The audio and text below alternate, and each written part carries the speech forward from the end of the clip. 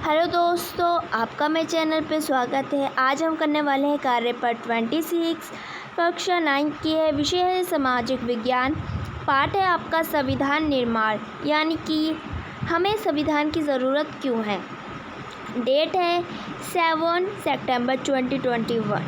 तो चलिए आज हम संविधान के बारे में पढ़ेंगे, जो आपका चैप्टर 3 है। ठीक है, तो स्टार्ट करते हैं। पहला पॉइंट जो हमें दिया गया है वो ये बताया जा रहा है कि दुनिया के सभी देशों में ऐसी बुनियाद नियमों की ज़रूरत होती है जिससे उस देश की शासक व्यवस्था का सुचारू रूप से चलाया जा सके। यानी कि यहाँ तक किसी भी सरकार या गैर सरकारी संगठन को चलाने के लिए कायदे या कानून को अपनाने जाते हैं तथा सभी संगठनों का एक संविधान की ज़रूरत होती है। यानी कि दुनिया में इतनी वर्ल्ड जो है, हमारा वर्ल्ड इतना बड़ा है, इसके अंदर इतनी कंट्रीज़ हैं, उसको जो है एक अच्छे कदम पे बढ़ाने के लिए, अच्छी फैसिलिटी बनाने के लिए उस देश की, उसमें हमें संविधान की काफ़ी ज़रूरत पड़ती है, जो हर नियमों को सभी उसको माने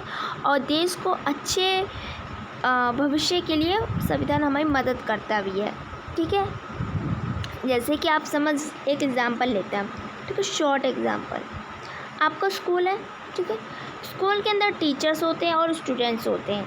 अगर स्टूडेंट्स के ऊपर कोई रूल ना दिया जाए, यानी कि स्टूडेंट्स पे ये ना कहा जाए कि उन पे कोई रूल ना हो, जैसे कि जल्दी आओ, ये करो, वो करो, ड्रेस अच्छे से पहनो या कवर चढ़ी होनी चाहिए, तो बच्चे क्या करेंगे, किसी भी टाइम स्कूल आ जाए, किसी भी टाइम स्कूल से चले जाएंगे और वो कॉपीज़ पे कवर नहीं चढ़ाएंगे, कैसे भी कपड़े पहन के कभी भी आ जाएंगे।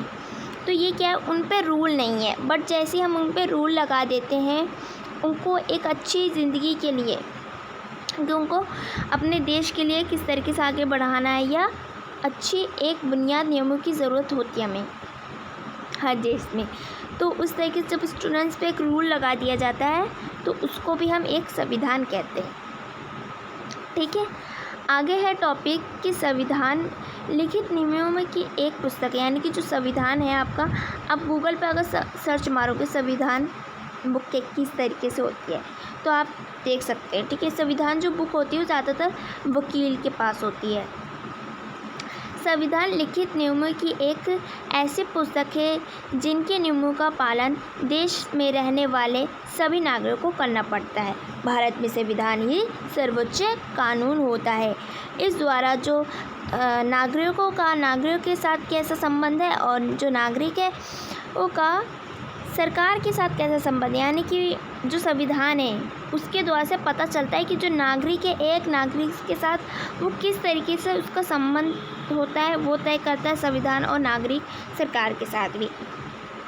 इसके कुछ कार्य हैं। पहला कार्य है कि देश में एक ऐसे रहने के लिए, एक साथ रहने के लिए, एकजुट रहने के लिए जो संविधान है वो आपसी सहयोग और भरोसा विकास करता है। देश में सरकार कैसे बनेगी, कैसा काम होता है, फैसले का अधिकार किसका होता है, ये पूरा संविधान इसको स्पष्ट करता है।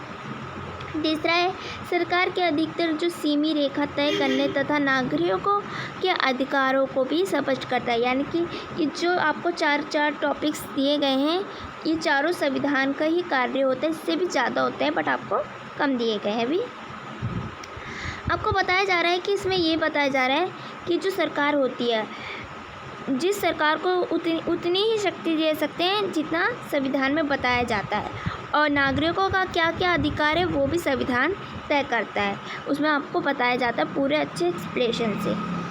फोर्थ है कि जो जिन देशों में लोकतंत्र एक शासन व्यवस्था है, वहाँ ज़रूरी संविधान भी होगा। जहाँ लोकतंत्र होगा शासन, वहाँ पक्का संविधान भी होगा। उदाहरण के तौर पर आप अमेरिका, फ्रांस और भारत इत्यादि देश भी ले सकते हैं।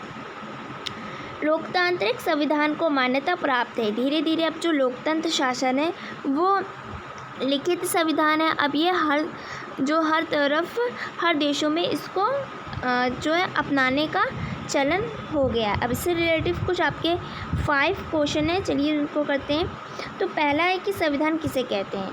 तो हमने ऊपर पढ़ा था कि संविधान आपका होता है, देखो यहाँ बताया गया है कि संविधान लिखित नियमों का एक ऐसी पुस्तक है जिनके नियमों का पालन देश में रहने वाले सभी नागरिकों को करना पड़ता है। ये आपका यहाँ से यहाँ तक हो जाएगा पहले का उत्तर।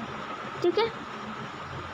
सेकंड आपसे पूछा जा रहा है कि किस देश में इस संविधान के क्या क्या कार्य होते हैं। ठीक है, तो आपको यहाँ ऐसे लिखना है कि संविधान के कार्य, फिर आप इनमें से कोई भी 3 पॉइंट लिख सकते हो जो आपको इजी लगे, या आपकी मर्ज़ी, आप चारों के चारों भी लिख सकते हो, या 3 लिखना चाहते हो तो 3 भी सही रहेगा, पर 2 मत लिखना, 3 मिनिमम 4 मैक्सिमम है। ठीक है। एंड फिर आपका आता है कि थर्ड, लोकतांत्रिक देश में लिखित संविधान ही क्यों अपनाते हैं। ठीक है, तो फोर्थ में आपसे पूछा जा रहा है कि सरकार के अधिकारों की सीमा तथा नागरिकों के अधिकारों में क्या अंतर है। अपने अनुभव से बताइए कि क्या आप भी नियमों का पालन करते हैं। तो चलिए इन तीनों का आंसर हम करते हैं।